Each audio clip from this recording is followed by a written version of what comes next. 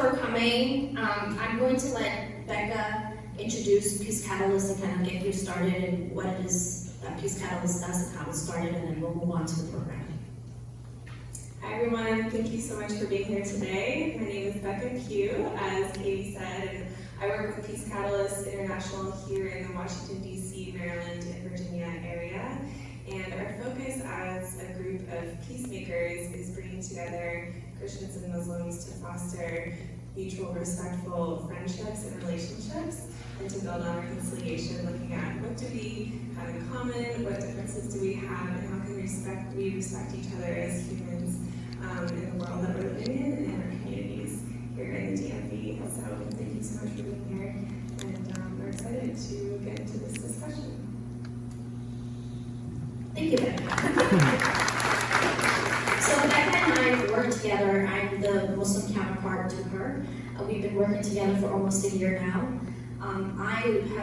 I started working with Peace Catalyst about 2 years ago, and I'm not sure if you guys are familiar with Pastor Dr. Rick Love, who founded Peace Catalyst. When I first started, I had no idea what I was getting myself into because they wanted a female Muslim who works in interfaith to come and do this work. And I found that, oh, the Christians want me? Okay, we'll go. So we ended up meeting at Duke University for our Seek the Peace initiative, and I enjoyed working with them ever since. So basically, we have about 6 or 7 cities that we work with between Christians and Muslims in those cities, and a lot of the projects that we work on is to ameliorate and help the Muslim communities in those cities. And I was so shocked to see Christians heading this and taking it with, like a bullet running with it. A lot of issues are helping refugees resettle, helping the Muslim community get jobs, tackling Islamophobia as well, because that's an issue that's, becoming very rampant in this country. But to see that we as people of faith are working together, to come together, and to understand one another, we get to see how much similarities we have, that our differences are so minute and so small that we really don't even need to pay attention to it as long as we're loving and respecting one another. And that's what Rick Love did.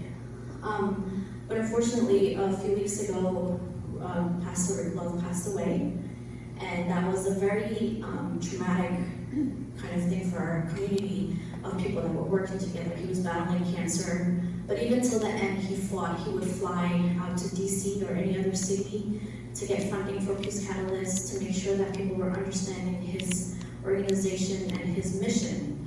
And he fought till the end. And so if you join me, just take a moment of silence to pray for him and to bless everyone here for coming today.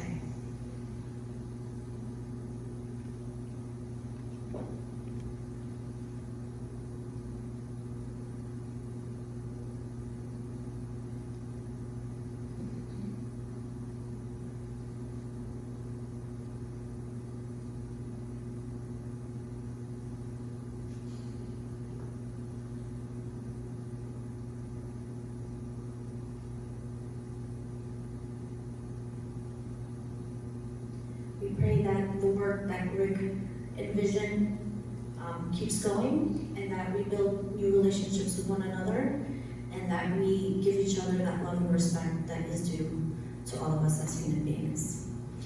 So now, without further ado, I'd like to call up our panelist, Dr. Younus Mirza, to please come up, and Reverend Blane.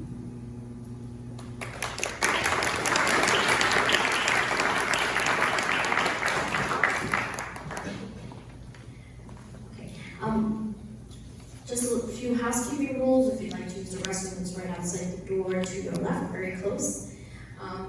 Becca will be going around giving index cards, so we'll have Q&A after our discussion. The format tonight is very simple and straightforward. Each speaker will have about 20 to 25 minutes to speak, and then after that, we'll have Q&A from you guys, and then once we're done, you're more than welcome to come up and to speak to everyone, whomever one you wish. We do also have a survey at the end, so please make sure that you fill out a survey before you leave. We use that so that we can have more programs like this, so that we can enhance our communication and our dialogue. About 3 months ago, we put together an event called Mary, Mother of Jesus, where we had Christian and Muslim scholars, we had Methodists, Catholics, Muslim imam coming together, and at the end of it, the pastor came up to me and said, thank you for having me on this panel. I actually did not know that there's a whole chapter in your holy book titled Miriam. So it's all about coming together and understanding one another and learning from one another. The other thing is this is a safe space for us to listen and understand and learn. We're not coming from the angle of converting anybody or to put anybody down or to be disrespectful to anyone. Everyone has their right to their path to God, and we're here as people who are going to respect that. So I just wanted to give that out to you. Okay, so our speaker next to me is Dr. Younus Mirza. He is a visiting researcher at Georgetown University and director of Mirza Project at Shenandoah University, which seeks to enhance America's relationship with Muslim-majority countries. He defended his dissertation in Arabic and Islamic Studies from Georgetown University in 2012 and has taught at Millsap and Allegheny colleges. His current research focuses on the relationship between the Bible and the Quran and the shared stories between them. He is a co-author of the book, The Bible and the Quran, Biblical Figures in the Islamic Tradition, and has published in various journals such as the Journal of American Academy of Religion, the Journal of Quranic Studies, and Islam-Christian Muslim Relations. He teaches courses on the Quran, Islamic movements, biblical and Quranic prophets, marriage and sexuality in Islam and other religions. Thank you for coming, Dr. Younus.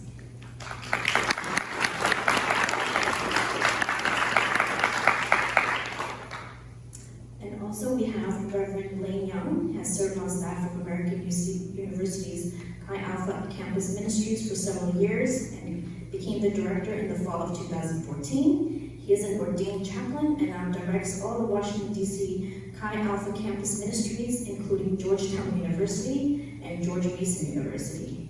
A native of New Mexico, Blane graduated from the University of Alabama with a degree in religious studies. He and his wife Hannah moved to DC and completed the DC Chi Alpha Ministry training program in fall of 2011, all while falling in love with the big city. They are parents to a wonderful boy named Jeremiah. Welcome, Reverend Blane.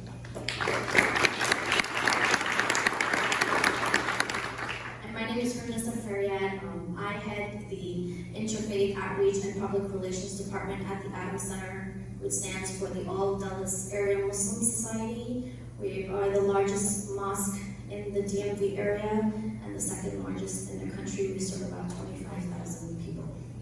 So, Dr. Younus, we're going to start with you. You're going to have about 20 to 25 minutes to go in depth about Jesus in Islam, and then we're going to hand it over to Reverend Blane. So, good afternoon. Thanks so much for everyone for coming, and thanks to our host, Grace, Presbyterian Church. I want to thank Pastor Katie for hosting us. I also want to thank Corey. I'm also a member of the Adams Center, and Corey is considered to be one of our stars there, so thanks so much for organizing this event. And for Becca for reaching out and being our program coordinator in the DMV area. So first off, I thought I wanted to preface my remarks. I got an opportunity to look at the Peace Catalyst website and look at some of the works of Rick Love. I wanted to speak a little bit about him, his legacy, why his legacy is important, and then that'll be a really nice transition to talking about Jesus and Islam. So first off, I wonder, I was just curious if anybody here met Rick Love in person, if they could raise their hand. So, personally, I wish I had that opportunity to do that because I got a chance to read a lot of his blogs, his articles, and listen to some of his podcasts. And he seemed to be a very charismatic figure, someone who was driven, had a mission, and I would welcome people in the question and discussion period to raise and discuss his legacy, especially since he passed away recently. So some of the things that his work is so important is because we need to understand the importance of Christian-Muslim dialogue. So one of the things that Rick talks about is that if we talk about global peace, we need to talk about peace between Muslims and Christians. So in academia, and I spend a lot of time in university settings, we often have peace studies on one side and then religious studies on another. So we divide these two. International affairs is over here, and then theology is on this side.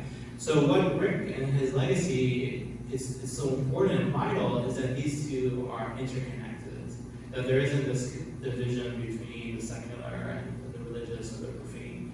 So we need to realize that if we're talking about global peace, we need to talk about peace between Muslims and Christians. And in the recent Pew polls, they state that by 2050, the global populations of Muslim Christians will be roughly the same. So whether that's in Indonesia, whether we're talking about the Middle East, whether we're talking here about the United States where you mentioned Islamophobia, Muslim-Christian relations is going to become more and more important. And it's important for us to take the lead. I'm really happy that Peace Catalyst has already taken the lead in this initiative. Also, what I'm seeing in the classroom is that a lot of my students come in, they're 18, 19, 20 years old, and they want a religion, or they want to understand religion in pluralistic terms. They don't want a religion that's very exclusive, divisive, that's hating other people. And many of them have been turned off by pastors, imams, who they see as exclusive. They have friends that are non-Christian, non-Muslim, they interact in diverse spaces, and they want a church or a mosque to be a setting where they can be comfortable being Christian or Muslim, but a church, but a religious space which also is engaging the other and respects the other. So this is really important because many millennials are not identifying with religion. They're not affiliating with a local religious institution. And I think this is one of the reasons why. And I think this, once again, is so important, the legacy and the work of Rick Love, is that we have to realize that young people want to be part of a religious tradition that's affirming and loving towards the other. Some of the things that I'd like to build upon now in terms of his idea of Jesus, and is the idea of Jesus as a peacemaker. And this really struck me as a Muslim and as a Muslim scholar, and it made me go back to the Quran. And I actually, preparing for this section, I went back to particular verses and prophetic traditions, and really tried to explore this idea that Rick puts forward. And he has this idea of Jesus as waging peace, not war. And I thought that was very profound in that language. Because when we think of waging war, we think of people who are animate and die hard, and they're going out and they're angry and they're driven, they have a purpose. But in his various writings, he says that we have to do that with peace. And I think that is so profound, because when we think of peace, we think of nonviolence. We don't think of any war. Actually, peace is a result of people working together and planning for the future and making sure that there's a common understanding. So if we want peace, we have to be proactive, and we have to wage peace. We have to make it a goal, a mission of ourselves. We can't just expect it to happen. And he quotes this verse within the Gospels, which is also very essential. He says, "Blessed are the peacemakers, they are the children of God." So instead of thinking of simply conversion or dominating others or coming out and asserting oneself, he's really keen about the idea that Jesus was a peacemaker, and he was someone that loved the other, and that he even loved his enemies. So what about our neighbors? And I started to, in my research, look at this idea of peace, right? And this kind of goes into the next section of how does this operate within Islam? And in Islam, there is this idea of peace that's so essential to the religion, and sometimes not always discussed within the media or within Facebook or Twitter. So the idea first in Islam is that God is peace. So in Islam, we believe the idea of the 99 names of God, that God has different characteristics and attributes. And these different attributes go from the merciful one to the one who is strong, and Al-Qawwam, weak, for example, a halim, the forbearing one. And one of the important ones is as-salam. So God is as-salam. So even in the Arab world where I lived for a good amount of time, people sometimes, when they're upset, they would say, Ya salam. They would say, oh, the peaceful one. How could you say that? So they would invoke God, but they wouldn't invoke God in the sense that the all-powerful and dominating one. They would invoke him in the sense that he was peaceful. So they go, Ya salam. How could that be the case? So that is the sense. So the source of peace originates from God. And that the believers, they echo that idea of peace. So in Islam, for Muslims, they will greet each other with the greeting of peace. Assalamu alaikum. Very similar to shalom and so forth. So if you see Muslims see each other, they say assalamu alaikum. And that literally means peace be upon you. So echoing this idea of peace to one another, and saying, I hope that you have peace within your life. That peace is an essential aspect of who you are. The believers then, when they think about this life and in the hereafter, they think of a peaceful life. There's a verse in the Quran that says, Allahu yad'u ila dar as-salam. That God invites people, calls people to the abode of peace. So the idea is that this world should be an abode of peace, but also that the hereafter is a place of peace. So you have Quranic verses that talk about when people are entering paradise, they say, "Udkhuluha bisalam." Enter into paradise in peace. Right? That the idea, what is the characteristic of paradise?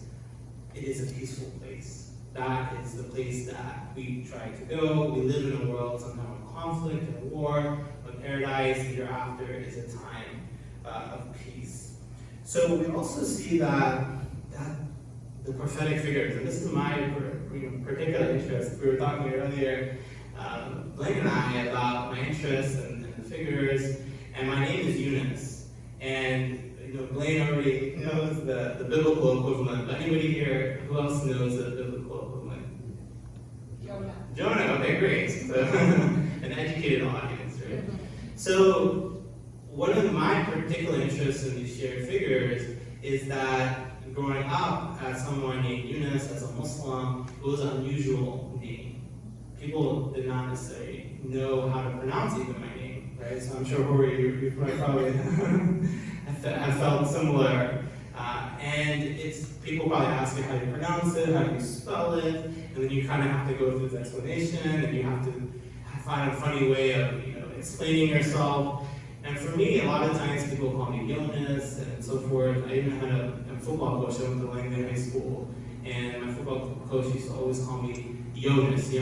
And I would say, Coach, my name is Younus, right? And he would say, don't worry, Younus, I'll get it right. So, many of us as Muslims, like about minorities, we have that sense that maybe people don't understand who we are or what we're all about. And I would come up with ways to say my name so people understand how to say it. I would say Younus, like you and us, right? Younus, right? And I would try to make a funny joke about it. But eventually people that knew me would pronounce my name right. And then as I even researched my own name, I understood the biblical antecedents, that has biblical roots, and that it's a shared figure between these different. And then I would find myself explaining myself and saying my name is Younus, similar to Jonah. And people would automatically connect and say, oh, I know Jonah, I've heard that name before.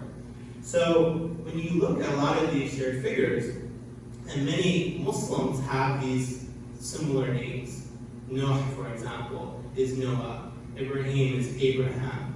And this interest eventually led to the book that I wrote, the Bible and the Quran, Biblical Figures in Islamic Tradition, which was meant to show the commonalities between the two. And also to demonstrate the evolution and differences that you might have Jesus in the Gospels, but you also have Jesus in the Quran, and there's similarities and differences between them.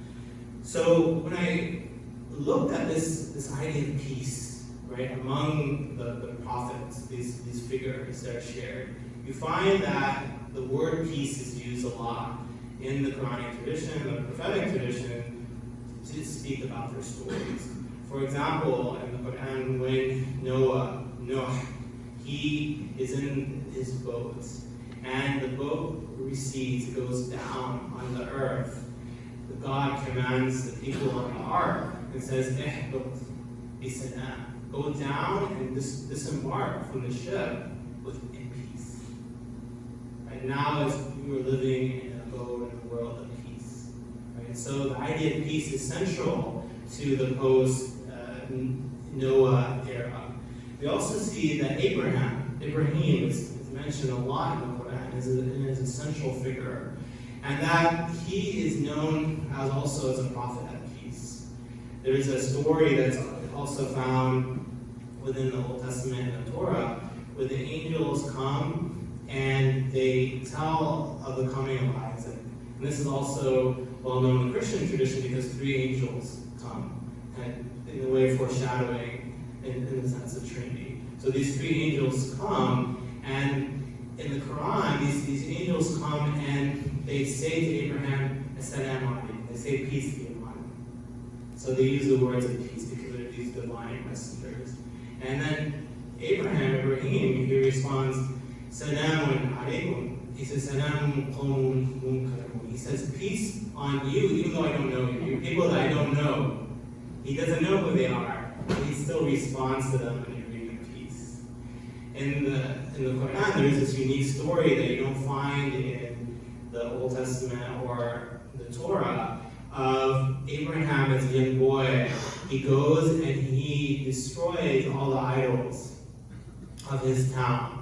And the people come back and they ask, who destroyed these idols? And they say, go ask this young boy named Ibrahim. So they bring Ibrahim out, and they ask him, did you destroy these idols? And he said, no, the big idol did.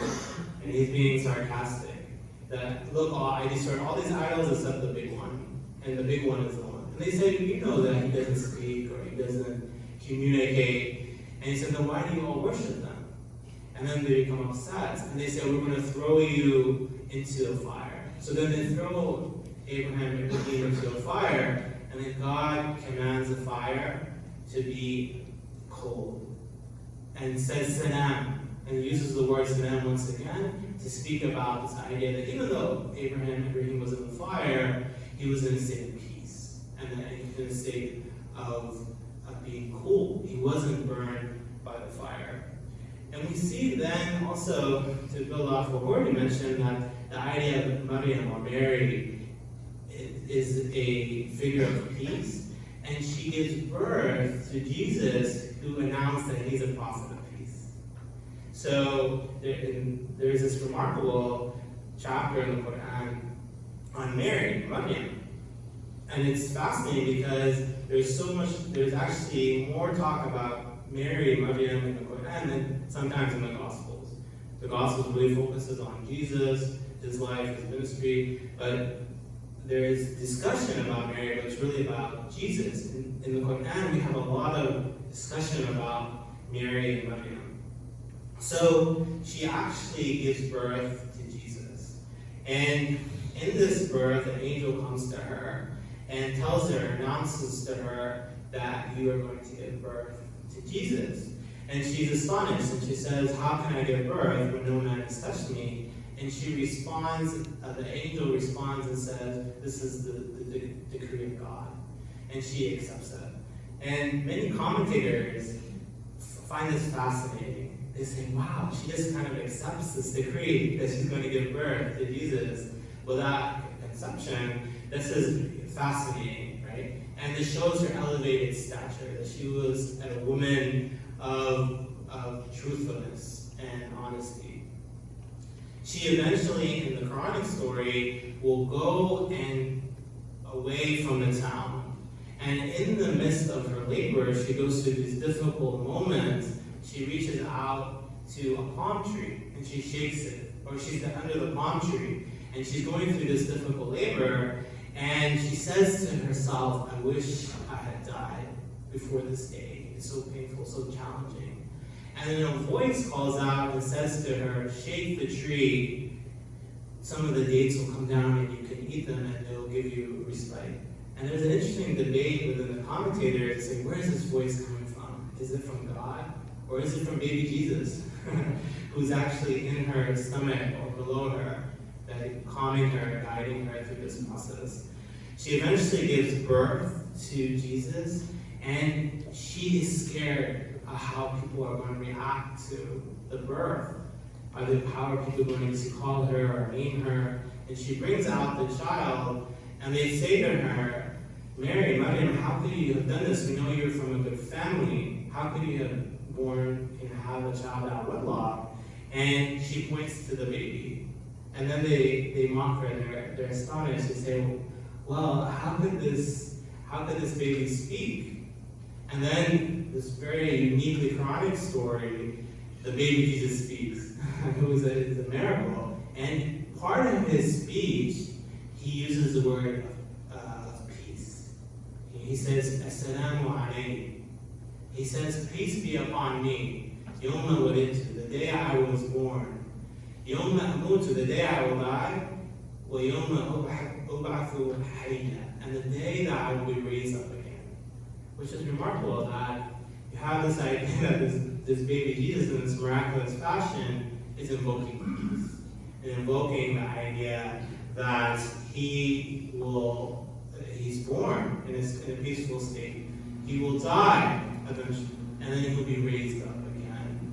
And that whole process for him and his return will be that of peace.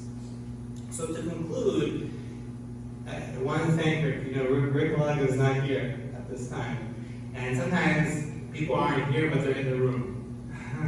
So I feel Rick Love is in the room in a sense, that his legacy is here, that his idea of Muslim-Christian dialogue, of education, that his work of trying to promote peace, trying to center the idea of Jesus as a peaceful person. And that inspired me. That inspired me as a Muslim, and inspired me as a Muslim scholar to examine this idea of peace and how it operates within Islam, within the Muslim tradition. And the thing that really hits me is how in Islam the prophets all are connected to the idea of peace. That God is the source of peace. That heaven is a peaceful place. That people greet each other in peace. And to speak to the topic of today, that Jesus is a man of peace. And the idea that Jesus waging peace is, I believe, found within the Quran itself. That when Jesus speaks, even as a child, he's invoking peace. And he's invoking peace on the day that he was born, the day that he will die, and the day that he will be raised up again. Thanks so much.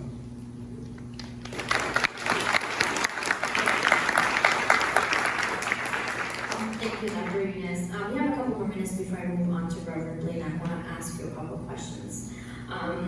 You mentioned that Jesus in the Quran is mentioned as a prophet and his status. Can you go a little deeper into him and his place of where he was at that time and what he brought and some of his miracles and how Islam views him as a prophet? So those are great questions, and so I would say that Islam was a religion of prophets or prophetology, and it's a religion that talks about the coming of people and those people having a message and calling people to that message.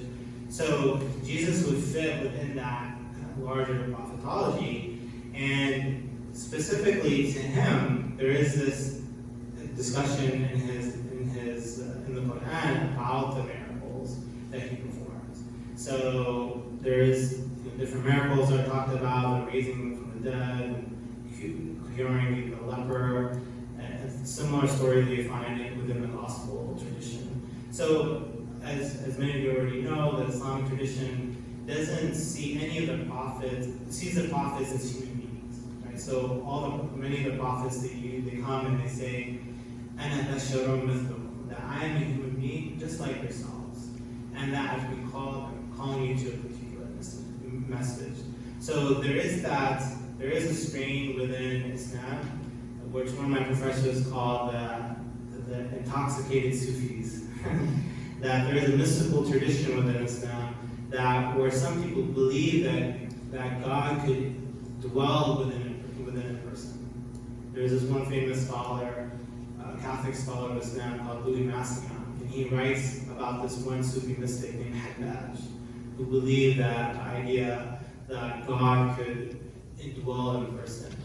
But this is a marginal strand. The majority of Sufis and majority of Muslims would hold that people, human beings, there's a division between the transcendent and the profane and the worldly realm. And they believe that the prophets are human beings and that they worship God. So there is this idea within Islam of the transcendent nature of God, and that God is not like anything else, basic and shape, that there's nothing similar to God. So I think to answer your question, there is that sense of Jesus as a prophet, Jesus as a messenger, Jesus as an example to Muhammad. There's one particular verse that talks about telling the companions of the Prophet Muhammad, how Muhammad, like the disciples, helped Jesus. So there is a sense that Jesus and the disciples were a model for the early Muslim community, but there also that difference as well. Thank you so much. Again, Becca, if you want to give out the cards for Q&A, we'll start compiling the questions, and I'm going to move to Reverend Blane, and looking forward to hearing what you have to say. Younus, I'm going to pass this.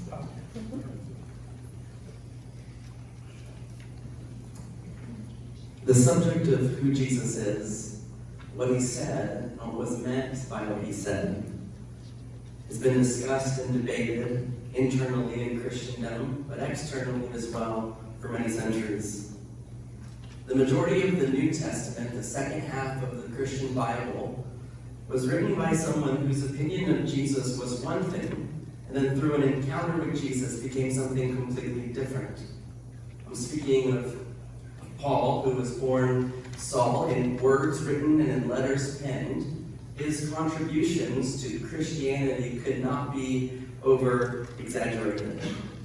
He was once known as being a religious extremist who misunderstood and misaligned the idea that Jesus could be the Messiah, who committed acts of violence to those who believed that Jesus was, in fact, the Messiah. He viewed them not only as expendable, but also destructive to the Jewish way of life, to which he held deeply to. And then he has an experience himself with Jesus, and his story changes. His perspective changes. He goes from being someone who persecutes the Christian to being perhaps the most brilliant spokesperson for Christianity that's ever walked the earth. The transition is jarring. He goes from holding the coat of the men who commit violence against Stephen, the first martyr in recorded history of Christianity, to himself one day giving up his life, his rights, in order to see the gospel, the good news of Jesus, reach the ears of those it has not yet reached. So there's one thing that we can focus on in the character, in the behavior of Jesus. It's this idea of transformation. That Jesus, for the Christian, is synonymous with change. And often the story of the Gospels or the letters, the epistles in the New Testament, communicate to us not only that we should change as believers, but how we should change. And then they point us back to the reason for our change, which is Jesus himself. I was thinking this week of the Chronicles of Narnia, written by C.S. Lewis. And there's a scene in which Jesus, or God, is personified in Aslan, this wonderful but large lion. And there's a conversation in the Chronicles of Narnia that goes something like this. There's a young girl, Lucy, I believe, who asks the question of Aslan, who says, "Are you safe?" And Aslan responds in a very interesting way, symbolic of Jesus in the writings of Lewis. He says, "I am not safe, but I am good." This picture intrigues me because in many ways, explicitly and implicitly, You and I and those that have come before us are asking the questions of importance. What makes meaning in our lives? What gives our lives depth? In our American ideal, safety and convenience and comfort seem to be the principles that rule our life. But instead, in the person of Jesus and in the writings of Lewis, we find it's not about safety or comfort or convenience, but instead a prophetic image of truth, of something real, of something good, of something that transcends our current circumstances. As I've tried to follow Jesus with intentionality for the past 2 decades and have had the privilege over the past 10 years of helping college students grapple with their faith, deconstructing their traditions, their stories, and their experiences, as they've engaged with the world that values multiculturalism and pluralism, I welcome conversations like this. I find that if we hold to our beliefs so tightly that we're unwilling to talk about them with those that may disagree, perhaps our beliefs aren't worth holding on to much longer. The idea that Jesus is good is central for the Christian. Also central for the Christian, or for the believer, is that Jesus, is that Jesus is both God and the Son of God, which can be confusing. And then we find out he's described as the Son of Man, another name, another expression. And that's before we've even gotten into Trinitarian theology, that Jesus is Father, Son, and Spirit. But as we deal with the multiple expressions and identity of Jesus as revealed in Scripture, both in the Old and New Testament, for the believer, what sits in our hearts and minds is that Jesus is the Messiah. He is the embodied good news of God. He is the perfect revelation of the character of God. It is not the Bible, although it's important. It is a person, and his name is Jesus. Particularly in the Gospels, the telling of the life, ministry, and death of Jesus, we find out that Jesus isn't just a character in the New Testament, but is a character that transcends history. In Hebrews 13, we're told that he is the same yesterday, today, and forever.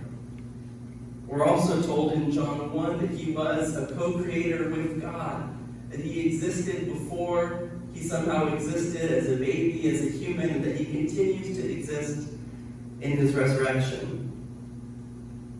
We find in the Old Testament prophets refer to Jesus as Emmanuel, God with us. In the New Testament, we read that Jesus was perfect, yet he didn't always meet the expectations of those around him. We read his disciples grappling with the idea that he could be the Messiah, but the Messiah that he is very different from the Messiah that they wanted. We see that he walked in power, in speech, in teaching with authority, in miracles and good works, but he wasn't always accepted, especially not in his hometown. We find that he's a character that seems to cause many different reactions. There are people that easily lay down their lives for him, and then there are others who have more complicated stories with Jesus, such as his brother James, who took years to find that Jesus was not just his brother, but also somehow his Lord and Savior. In the context of history, whether in this country and culture or in another country and culture, we find that Jesus is in a way an enigma. Jesus provides us the opportunity to have difficult conversations about who he is and who we might be. Jesus is far from simple. He's very complex. He has rough edges, and it's very difficult to pin him down in certain theological issues by just reading the conversations he has. The Christian belief is confusing that he is somehow 100% man and 100% God. So maybe as I share with you a little bit about my belief in Jesus today, you might find that some of my beliefs seem to be illogical, frustrating, or could be categorized as silly. And I absolutely understand that perspective. But there's one reason that I follow Jesus, that I trust him and do my best to share about his life with others. It's because I have a sense that I know Jesus. And I only know him because he allows me to. He desires to be in a relationship. He cherishes this somewhat strange communion between the divine and the human. In the book of Proverbs 8 and 9, we see an interesting visual portrait. And Proverbs is a collection of wisdom sayings in the First or Old Testament of the Christian Bible. In chapters 8 and 9, we see an image that's created by the author to help us understand a deeper truth. We see wisdom personified as a woman, but also side by side we see folly personified as a woman. It's interesting to note that in Proverbs 9, wisdom is inviting while folly is enticing. Both are calling out to us. Both wisdom and folly, therein and in modern times today, are asking for our attention. But the writer of Proverbs and the Christian New Testament are asking us to think through our experiences, to question what we believe, and then to begin to travel down the difficult road of what could be good and what might possibly be true or real in the long term. What I appreciate about moments of interfaith work and discussions of intersectionality at large is this unique opportunity we have as people with diverse passions and distinct beliefs who have spent much time thinking about who we are and our place in this world, to not only share our humanity for a moment, but perhaps create a space where we can get a taste, a picture, a shadow of the divine, of heaven.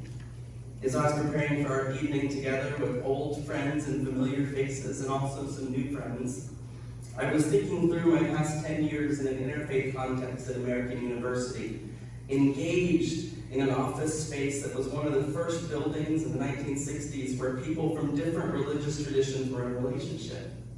But I sit in that space with a unique posture, leading a distinctively Christian and Protestant community. And I thought through, why do I believe this work to be important? And why aren't there more people engaged in this work?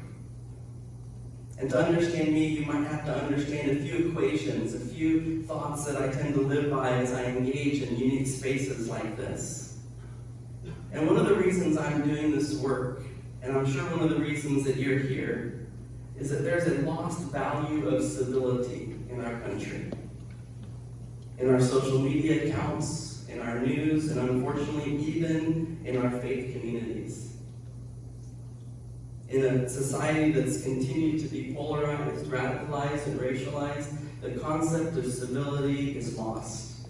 It's an idea that seems far and not near, and one that seems to have zero value, but I would argue needs to be foundational in discussions like this.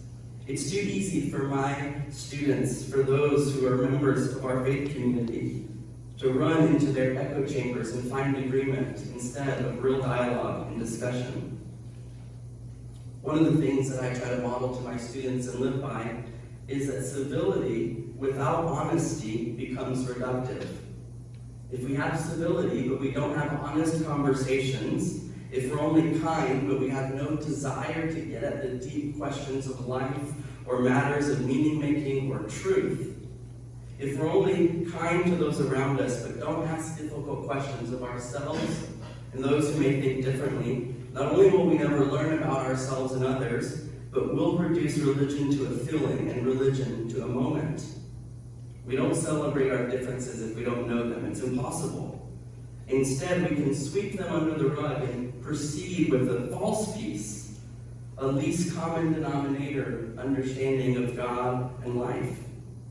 But to be candid, this perspective, although tempting, is one that is powerless and hopeless in times of need and in times of suffering. But if we have honesty without civility, we will not create bridges or relationships. We'll burn them to the ground. If we have honesty without civility, we'll process task or argument before getting to know who somebody really is. If we have honesty without civility, we'll quickly divide the world into us versus them. We'll continue this perpetual idea of the other.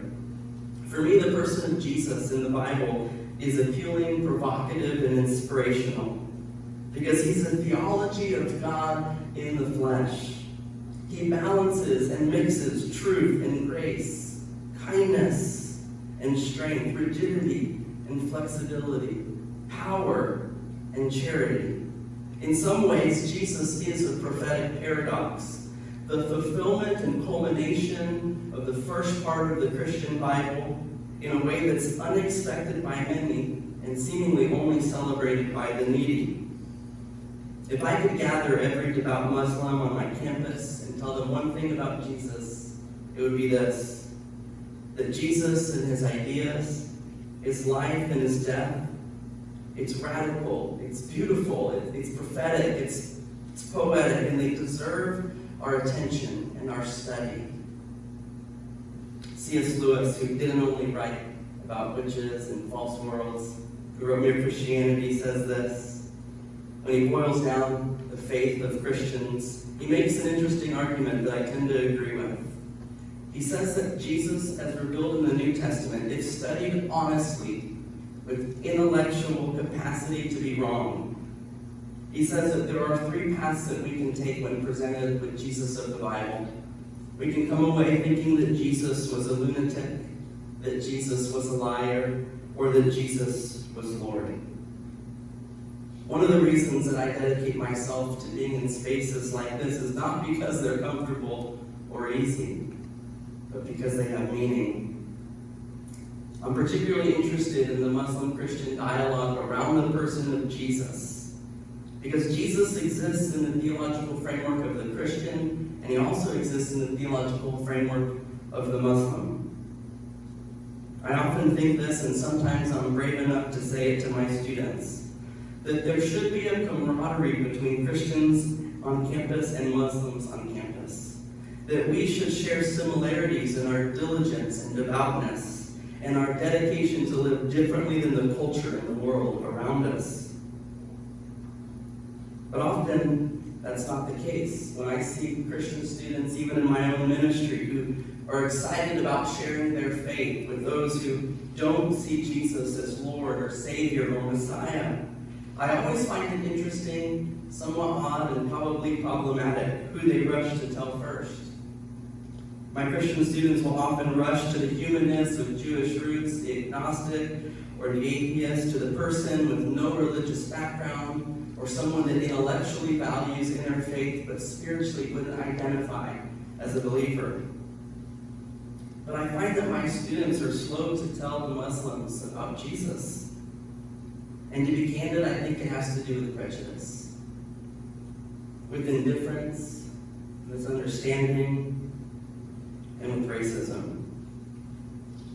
Although I think that there are important and probably eternal differences between a Muslim's view of Jesus and a Christian's view of Jesus, I have found that when both the Christian student and the Muslim student live out their faith in an abundant and full and vivacious way, they should look more similar than different from one another.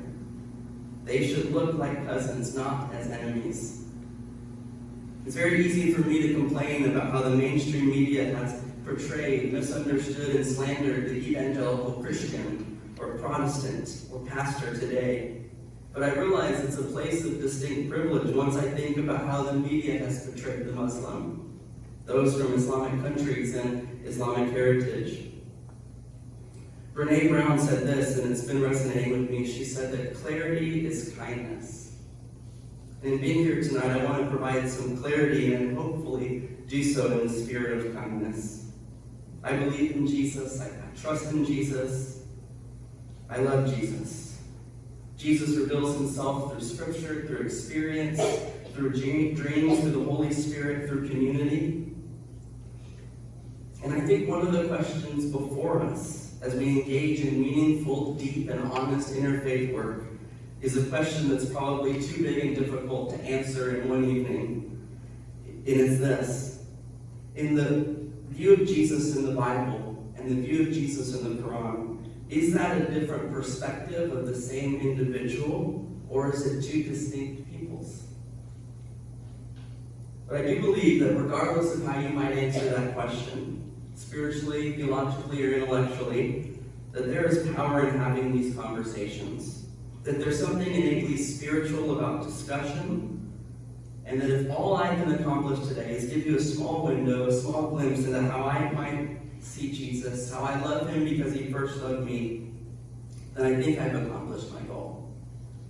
And if I can come personally to a better place of understanding of my Muslim neighbor or colleague, my Muslim friend or employer, then with that richness of depth of relationship, that hopefully I can begin to dismantle a pervasive myth in our culture today. And the myth is this, that we can only be in a relationship with those that we agree with. But whether you're Muslim or Christian, I would argue that if you live by that, it's a very lonely way to live. Thank you. Thank you so much for that, Reverend. And to piggyback on what you just said in terms of being there for one another and working together as faith groups and enhancing our communities and the issues that our communities have, you need to be able to understand one another and have these dialogues. There's way too many things going on within our communities, and we all can agree that is driving this society down. We have an enormous amount of people who are homeless, people who have mental health issues, people who are having family issues, people who are just needing a friend.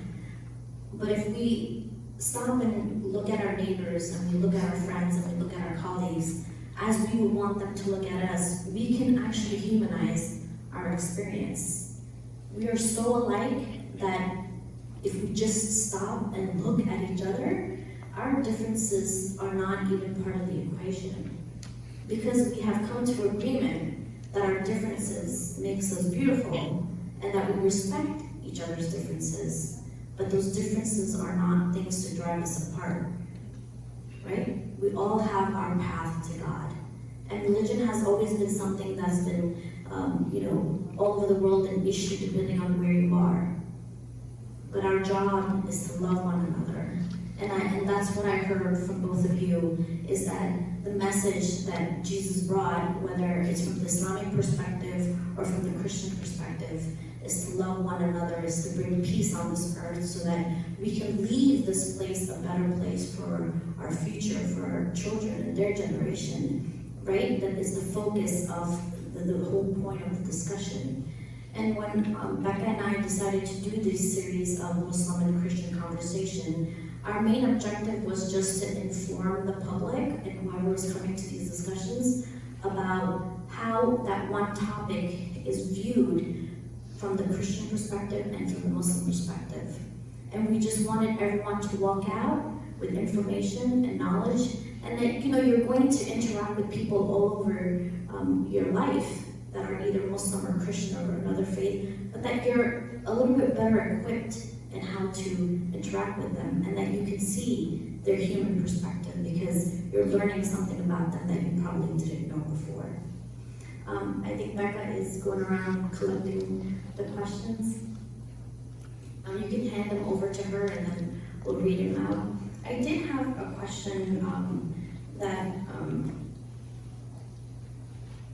we talked about a lot of similarities, but of course there are differences. And those differences are part of the discussion so that people know that 99.9% were on the same page, and then that small percentage, not even, is something that we have a difference of opinion on. One thing that I've known that a lot of Muslim and Christian friends of mine were always asking was this concept of resurrection and how that's viewed from the Islamic faith and from the Christian faith. And it's okay to talk about the differences, right? That doesn't mean that it's a bad thing. There's differences we're going to talk about and we're going to learn. So if you guys don't mind kind of giving us a little introduction in how that's viewed in Islam and in Christianity.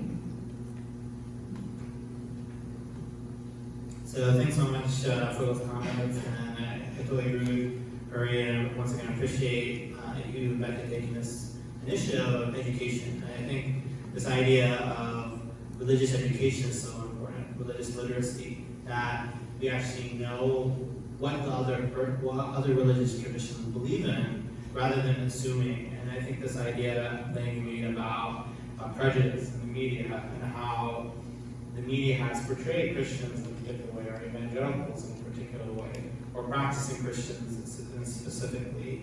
And Muslims adopt those. We as similar to maybe Christians might adopt certain prejudices of Muslims from the media, we adopt certain stereotypes of evangelicals from the media. So I think this is really important that we have these in-person discussions and dialogues and hear from yourself rather than hearing from someone else.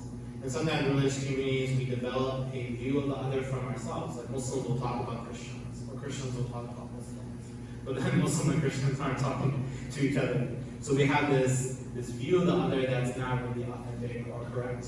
So, and this idea that it's okay to disagree, right? That we can agree to disagree.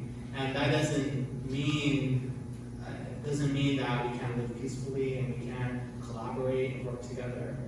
But it's a step actually in collaboration.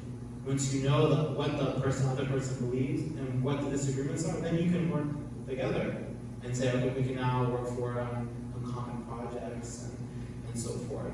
So I really appreciate those comments. There's obviously other things I could say, but to address Huri's question about the idea of resurrection, so there is this idea once again of God being just.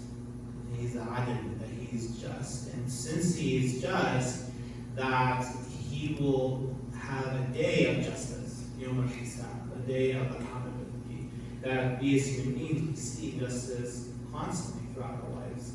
And since God is just and that this world is temporal, we will return back to God. So one of the common things that Muslims will say when someone dies, they'll say, Inna lillahi wa inna ilayhi raji'un, that verily we return to God, everything belongs to God, and verily we're returning to Him. So this idea that we will be going back to God and that there will be a day of judgment. And that day will be a day of justice, but it will also be a day of mercy. So there is this famous prophetic tradition that where the Prophet Muhammad was asked about the day of judgment. And he says that anyone who enters paradise will be by God's mercy, not necessarily by strict justice. Because if it was strict by justice, some people would not necessarily go to paradise.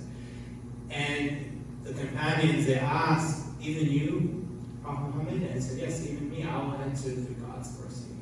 So even though it's a day of justice, it's a day of mercy. And that paradise in the Quran is talked about as a place of mercy. That when someone enters into paradise, they're entering into God's mercy. So this is the idea of resurrection, that people will die, but that is not the end of their existence. That they will pass away, but their soul will continue. And there's even discussion in Islam around bodily resurrection on the day of judgment, that people will be resurrected, and that there will be this day of justice and God entering people into His mercy and paradise.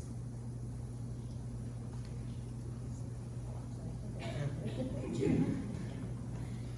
So central to the idea of Jesus isn't just His perfect life, the miracles that He did, the teachings that He gave, all those are important for us to study.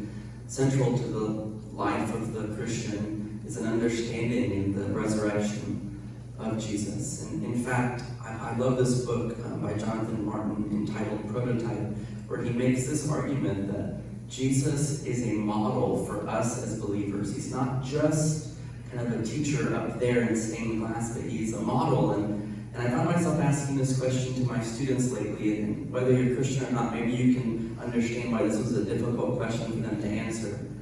I said, when Jesus was doing His miracles, was He acting out of His identity as 100% God or His identity as 100% man? Most students just look very confused at me, wondering if I had my coffee yet. But Jonathan does a great job at making the argument that it was 100% man. That identity is the identity from which Jesus performed His miracles because of His reliance on the Father and on the Spirit. That's why it's easier for us to understand as Christians when Jesus says, you'll do even greater works than I did. We can often read that as hyperbole or dismiss that in our modern context. But if we believe that Jesus' miracles are through his connection to the Father and to the Spirit, which we have as Christians, then that verse becomes a little bit more attainable in our existence. Similar to in the Muslim tradition, we believe that although we're in a temporal existence now, that in some ways everyone that we speak to is eternal. Everyone will be in existence forever. And the disciples, the first hearers of the gospel, those who were our church fathers and mothers, also emphasize this idea that it wasn't just Jesus' death that was important, it was his life. Now, in Christian, Western, puritanical understanding of what happened at the cross, I feel like we have an overemphasis on the death of Jesus, that it was somehow done to appease God's sense of wrath or justice, or to kind of find a way to broker a deal between the God of the Old Testament and the idea of love and peace in the New. There's a term for this understanding. It's called the penal substitutionary atonement theory. Not my favorite atonement theory, nor is it the favorite of the church fathers and mothers, but instead they saw Jesus as conquering death, coming as the messenger of God. And for them, there was an understanding that his death was important, but his resurrection was the most crucial. So it's interesting that even in these dialogues that we have with people with different beliefs, hopefully they come to strengthen our own assumptions of the beliefs that we've been handed in our own traditions. So for us as believers, and for me, if I one day found out that there were pieces of the Old Testament or letters in the New Testament that weren't as reliable or trustworthy as I thought, if it had nothing to do with the resurrection, it would probably be disappointing but inconsequential to how I chose to live my life. Because for me, it's not just the writings of the Bible that I lean on, but it's the person of Jesus. And I think in an American Christian society, we tend to almost elevate the Trinity to God the Father, Jesus the Son, not the Holy Spirit. That's confusing, but the Bible. But I think that the more we interact with Jesus, the more we find that his relationship with the Spirit is probably one of more strength than his relationship to the forming of Scripture itself. In other words, the Bible to me is a means to an end, to be with Jesus and to know him. And I think a lot of the difficulties we see in Muslim-Christian relationships, or lack thereof, is because Christians have an unhealthy understanding of what the Bible is, and then they try to use it in ways that are unloving towards others. And so I love what Stephen Smith once said. He said, "The Bible is a sword, not one to wield against those that disagree with, but for the Christian, a sword that we must learn to hug." And I think that's a very helpful picture for us in divisive times. Thank you so much for that explanation. So now we're at the fun part of the questions. So I guess we'll go depending on who's being asked, or for both of you. In Islam, what is the place of Joseph, who is seen as the husband of Mary from the Christian faith? So that's a very good question. So I know this is an inter-Christian also debate regarding the conception of Jesus. So within the Islamic tradition, Joseph does not play a Quranic role, so he's not found in the Quran. So there is Yusuf, alayhi salam, who's seen as a prophet, and there's a surah, there's a chapter in the Quran about him, the son of Jacob, of Yaqub. But Joseph as the husband of Mary does not appear.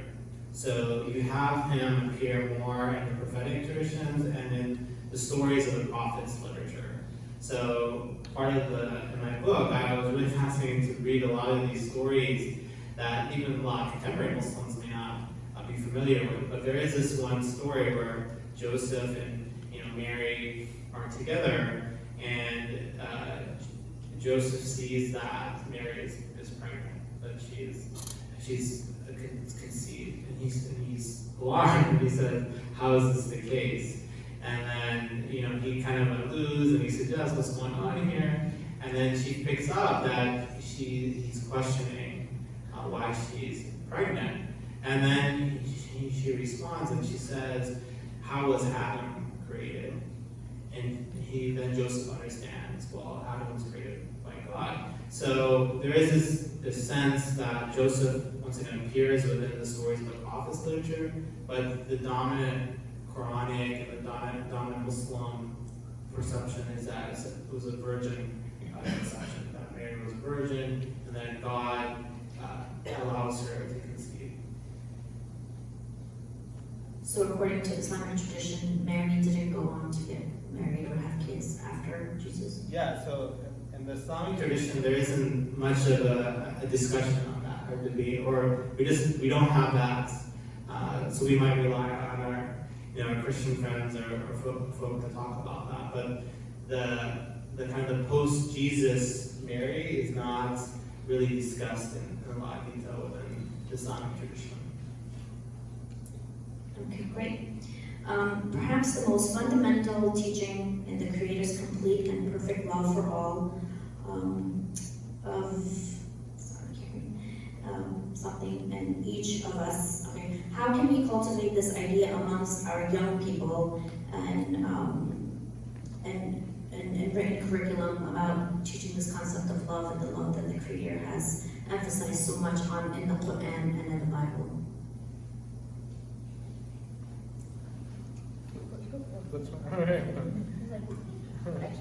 And this counts as my Pilates for the week. Yeah, I think how you brought up the insights about Jesus in reference to Urkla's legacy and waging peace, that peace doesn't happen by default, that love doesn't happen without effort. I love what Dallas Willard, the religious philosopher, says, who was also a Christian. He says that grace is opposed to earning, but not opposed to effort. In other words, to engage with Christian theology, that's a gift from Jesus, a gift from God, but that it requires work, that it requires sweat, that it requires tears. And I appreciate that picture. I think that your remarks about Jesus being someone who embodies and teaches on enemy love, particularly in the Sermon on the Mount, is something probably lost in our picture of the American Jesus. I think that American Christians, myself included, tend to have a strangely high view of redemptive violence that I'm not sure is in the words of Jesus like we assume. I remember talking to a student this semester, and we were sharing about our own stories and political beliefs, and I said, I feel like you're one of those guys that you just love redemptive violence. And I was just kind of saying it because he was kind of a little rough around the edges. He had a video game t-shirt. It was kind of easy for the taking. And he was like, I do love redemptive violence. And then he was like, all of my favorite movies have redemptive violence. All the video games I play have redemptive violence. And I just said, but I'm not sure that the Jesus of the Bible believes in redemptive violence.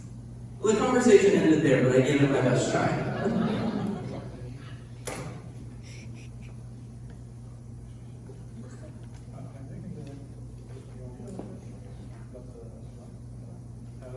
So this is an excellent point about the issue of love. And I think a lot of times when we talk about Islam, people talk about Islam as a religion of violence, and as Muslims, sometimes we even talk about Islam as being a religion of mercy. And that's definitely the case. But sometimes we even, I think as Muslims, we don't emphasize love as much. There's a very famous Quranic verse that says, "In kuntum tuhibbuna Allah," that if you love God, fattabi'uni. That the Prophet Muhammad, when he comes in his ministry and his preaching, this one verse says that, say to the people that if you want to love God, follow me. Right? And there's so many verses in the Quran that say the idea of love. That if you want God to love, that God doesn't love someone who's unjust. That God doesn't love those who are liars or cheaters and so forth. So this is something actually in my own, when I teach and I talk about Islam, I try to emphasize these idea of love. That God is a loving being. That God loves and cares for other people. And I think that this idea of love is so essential because people can relate to it in ways that other things that we talk about, the resurrection, it's sometimes difficult to think about a day where we're all raised up and justice. But these ideas, these simple kind of concepts of like mercy or love, especially for children and young people, they can understand that. Right? They have someone they love. They feel loved by someone loves them. So I think this is something that we need to focus more on.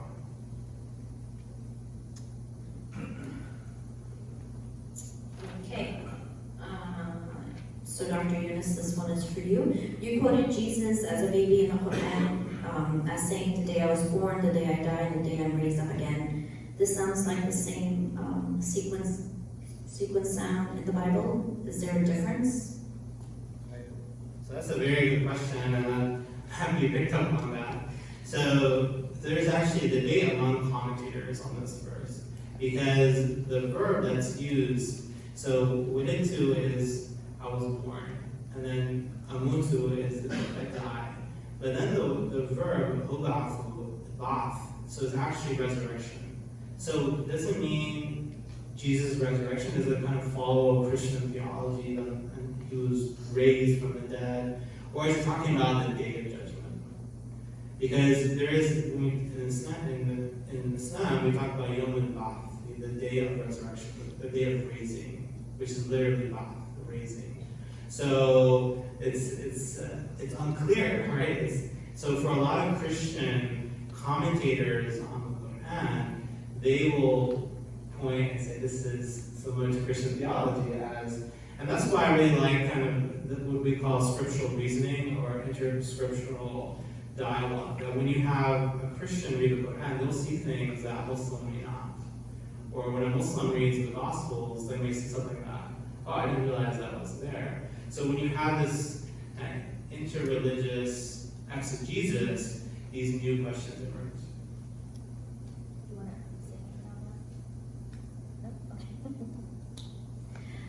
In many parables spoken by Jesus, he spoke about, "Who is my brother?" Paramount to Jesus was the way we care for one another. We also learned that God is love. Please discuss how we have in common a belief that we are our brother's keepers.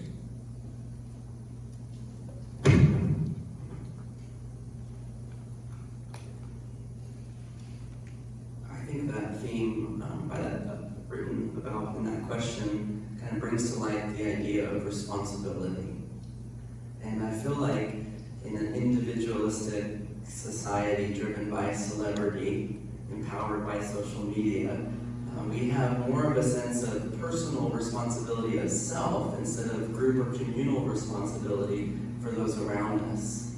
And I always find it interesting that even as a believer, as a Christian, when I read about Jesus, I tend, in my own insecurities or immaturities, I tend to appreciate or resonate with the parts of Jesus that tend to agree with me, that tend to align with me. But I think the task of the religious follower isn't to find validation in the text, but to allow meaning from the text to inform how we live. And so I would agree with the person that's asking that question, that it is imperative that we return to this idea that it's not just me and mine, but it's this concept of ours. And I think that there's some fault lines within Christianity that have led to this. This idea of Jesus and me, of faith should be personal but also private. But when we read the story of God in the Old and New Testament, we don't see much of God and me or Jesus. We see God and us, a people groups, a movement of sorts. And I think that we shy away from that because we're not in charge of a movement. There's things we could disagree with, there are preferences that won't be upheld. And I think that's also why, as you commented earlier, that millennials and Gen Z are more disengaged from the church, especially in Christianity at large, is because our theology in the 80s and 90s was Christianity isn't a religion, it's a relationship, which I think is very unhelpful and confusing. It's nice on a bumper sticker, doesn't make much sense elsewhere, because I think that directly leads to why many young Christians don't believe they need a larger community or church, because we've told them that Jesus is just about personal and it's private, and we don't trust kind of religious institutions. And that there's a sense of, it is a religion. And I think that if you're a Christian, maybe you've heard that, or like me, I'm guilty of saying that. Christianity is a relationship, not a religion. I feel like it's like almost a trump card we can play against other religious groups. Like, we're not a religion like you, we're a relationship. But it kind of backfired because there's now no young people in church, so we ultimately lost.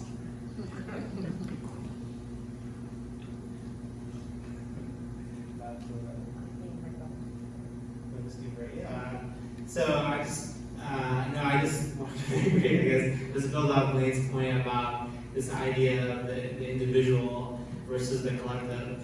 And I guess in the, Jorge can also speak to this, that we're seeing a lot of young Muslims who are still affiliating. So there is still a high level of young Muslim youth who are affiliating with religion, but there is this growing trend about kind of more individualistic. Why do I need to go to a religious institution? I'm spiritual, not religious, and so forth. So this is kind of a broader category, and I think there is this sense that what can the religious institution provide me? What can they offer me? And they think about it sometimes more very hard, materialistic ways. Can I get a spouse, or can I get a job, or what is in it for me? And what I always try to emphasize is not just kind of the mundane, the day-to-day, but the transcendent. Like, the religious institution provides a discussion on these two larger questions, these big questions: who am I? Where am I going? What is death? What is life? How should I live a more ethical life? These questions are perennial, and they're questions that are central to young people. Young people are searching for that identity. And a lot of my students in my classrooms, they're so focused on getting that job. There's so much anxiety with the economy, about the future, about international politics, that sometimes they're not thinking about these harder questions. But these questions are central to how a person is going to live. So I invite young people to think about those questions, and I invite them to think about these questions within a community. That other people have similar questions and are debating similar things. And when you're in person, when you're with a group of people, they can provide that support, they can help you answer those questions. Okay, we have a few more questions. I think I heard that Islam speaks of Jesus as the Messiah. If that is true, how is it understood? So in the Quran, it does speak about Jesus as a Messiah. He is the Messiah. But I would say that it's understood within this larger concept of prophetology or prophets.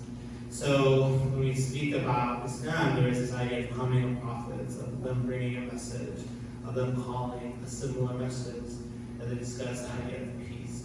So it would, even though he's accepted as the Messiah, that definition of the Messiah is defined differently.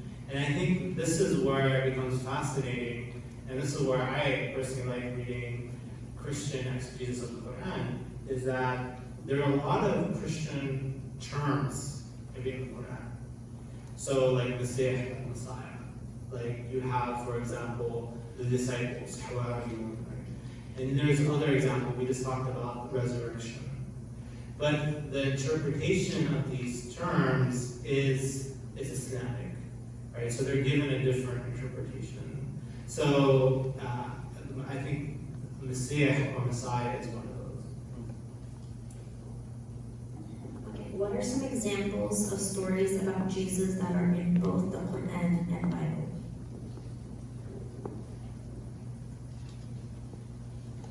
If I'm not mistaken, I believe that there's overlap of several miracles. I think the healing of the leper, I think provision of food. I believe that there's allusions to the story of resurrection in terms of Lazarus. And I think that I find that these stories allow for unique conversations to take place because, as you said earlier, They seem to be the same words or the same events, but the meaning that is ascribed to them by the collective reading the text is very different. And like we mentioned earlier, what I love about these spaces isn't just that we can say, let's gather a list of the 10 things that we agree on, and then kind of leave thinking that we're the same, but instead, let's discover where we agree and disagree so that we can grow in appreciation and respect. We were speaking earlier before we started, and one of the things that I appreciate about spaces like this, and I try to help my students understand why I speak at these types of events, is because I think that dialogue and, in a Christian term, kind of evangelization or sharing the good news, I don't see those as opposites. I see those as two similar paths in the same direction. And so I find that many Christian students of mine are confused when I speak at a monthly interfaith chapel. And I usually speak right after the imam reflects on the Quran, and I speak about Jesus from the New Testament. And I think the subtext in the minds of my students are like, well, why are you there? Are people going to listen, or what is the purpose?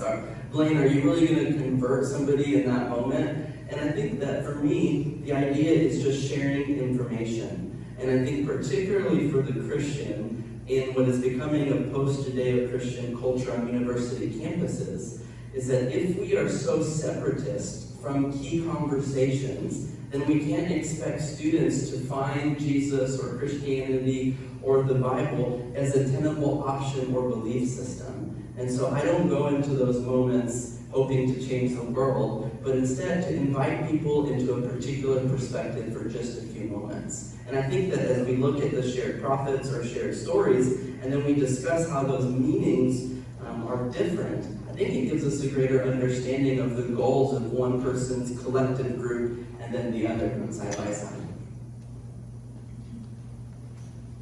And then I would say, to add to what they mentioned, the Annunciation story, that's a shared story. Once again, the differ is once the way Jesus is born or conceived, there is that difference of him speaking Quranic Jesus, but the actual story of the angel coming to Mary, having that discussion, that is very similar. Okay, thank you. I had a lot of more questions that were kind of off topic, and I'm going to leave that for you to come up later and discuss them with our panelists personally, because we are running out of time. But I want to leave you with this, and thank you both so much for coming and having this discussion. Hopefully we'll have more of these as time goes by, and keeping them up so that we're getting more people involved in the discussion. There's a story of the time of our Prophet Muhammad, peace be upon him, where the Muslims in the now of the area called Mecca were being persecuted. So he took a bunch of them and sent them off to Abyssinia. And he said, go there, I know of a Christian king, and he will protect you. So they went. They went, and they were under his protection. And then the Quraysh found out. And so then they sent their delegation after them. So they're like, we're going to go and bring them back. They went to Abyssinia. They talked to the king, who was a devout Christian. And they said, well, they're saying all these things about Mary. And they're saying this, and they're saying that. And so the king was upset. And he said, bring them. And they came in front of the king. And the king said, what does your faith say about Mary? And so just like how Dr. Younus talked about Mary's position in the Sudan, and how she had the virgin birth, and how Jesus talked as a baby in his miracles, and then the king drew a line in the sand. He said something to the effect of the difference between what you said and what we believe is like as thin as this line. And he said, you guys can leave, the Muslims are under my protection. And that is love, right? That even at a time when people are trying to pin us against one another and making one of us or both of us seem to be the violent ones, we have to retreat back into what our faith teaches us about the importance of love, understanding, and respecting. I want to thank you so much for coming today. I hope this was fruitful and that the discussion will carry on. I hope you guys make friends here. And it's so nice seeing you. I want to thank Grace Presbyterian for hosting this. Can we give them a round of applause?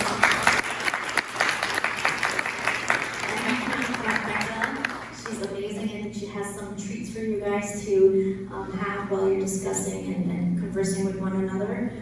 We do have Dr. Younus's book for sale on the table if you're interested. We do have some pamphlets about the Adams Center. If you'd like to come and visit Adams, please come see me. I'd be more than happy to give you guys a tour and have you meet the rest of our community members as well. And also there is a survey on the table, so please make sure that you guys go and take the survey. It'll really help us enhance these discussions and give you more discussions and topics that you guys would like to learn about. Again, thank you so much. Thank you, Dr. Younus. Thank you, Reverend Blane, for coming and talking. So I'm going to end this now, and you guys can come and have a conversation, and please stick around. Thank you.